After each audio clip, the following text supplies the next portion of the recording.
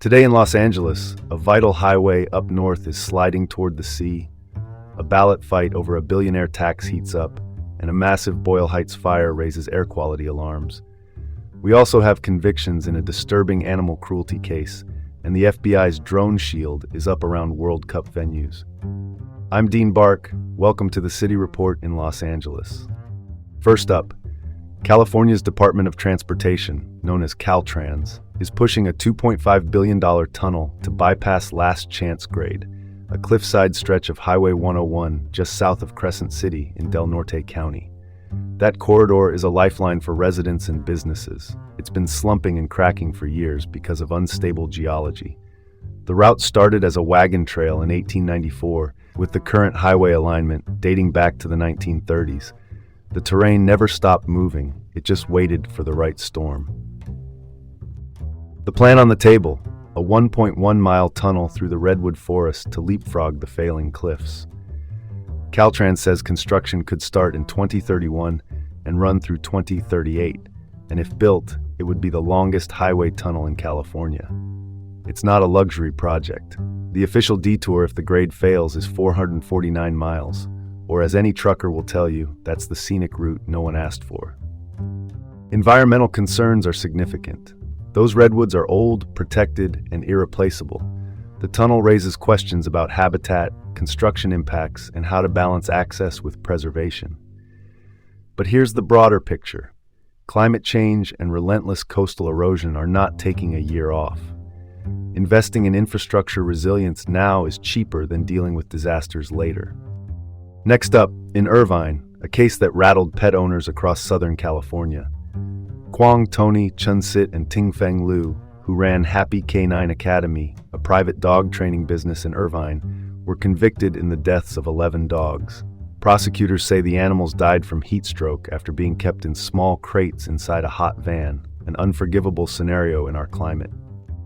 Authorities say the pair tried to cover it up, cremating the dogs and lying to owners. When arrests came in June 2025, the two were packed and apparently ready to flee. The convictions announced yesterday include multiple counts of animal cruelty and evidence destruction. Sentencing could bring Sit up to 13 years and 11 months, and Liu up to 4 years. Call it like it is.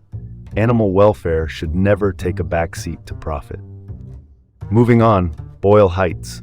A large fire erupted at a cold storage warehouse owned by Lineage Logistics, a national company that provides industrial refrigeration and blast freezing.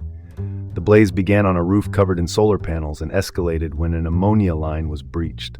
Ammonia is a corrosive industrial refrigerant that can burn the skin, eyes, and lungs.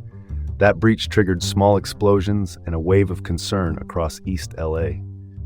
Los Angeles Fire Department Chief Jamie Moore, who leads the city's fire operations, said the ammonia leak posed no health risk unless you have respiratory issues or had direct contact with the chemical. Even so, a shelter-in-place order was issued and then lifted the same night. An air quality advisory held through the following morning. The Environmental Protection Agency, the federal regulator of toxic substances, oversees safety for anhydrous ammonia, and this incident is reigniting questions about compliance in busy neighborhoods. For context, the same facility saw a smaller fire contained in August 2024, and in 2023, the EPA fined the company for safety violations at a different site in Altoona, Iowa. No room for sugarcoating here. Safety compliance should be non-negotiable, especially in densely populated areas. Let's pivot to the next story. The billionaire tax, headed to your November ballot. This one-time levy targets Californians with assets over $1 billion, with backers estimating it could raise about $100 billion to offset federal health care cuts and bolster food assistance and education. The measure cleared a key hurdle after supporters turned in roughly 1.6 million signatures in April. Official qualification is set for June 25th. Supporters call it a fairness fix in a state where wealth gaps are wide. Opponents, including several high-profile business leaders, tech executives, and Governor Gavin Newsom, California's chief executive, warn it could accelerate an exodus of the state's wealthiest residents. Well, that's one way to look at it. Balancing economic growth with social welfare is a tightrope act, but one worth walking. Last up, and now for something completely different: World Cup security. The FBI, the nation's top federal investigative agency, is running counter-drone operations around Los Angeles venues.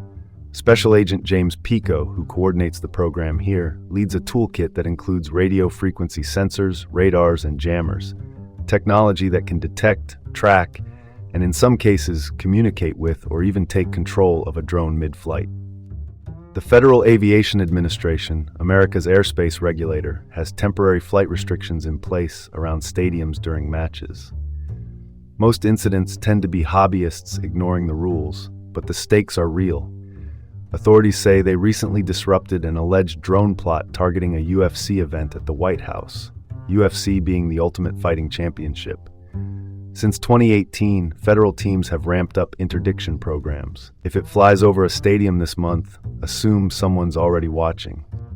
And that's your report for today from the City Report with Dean Bark in Los Angeles. Have a great day, and join us again tomorrow.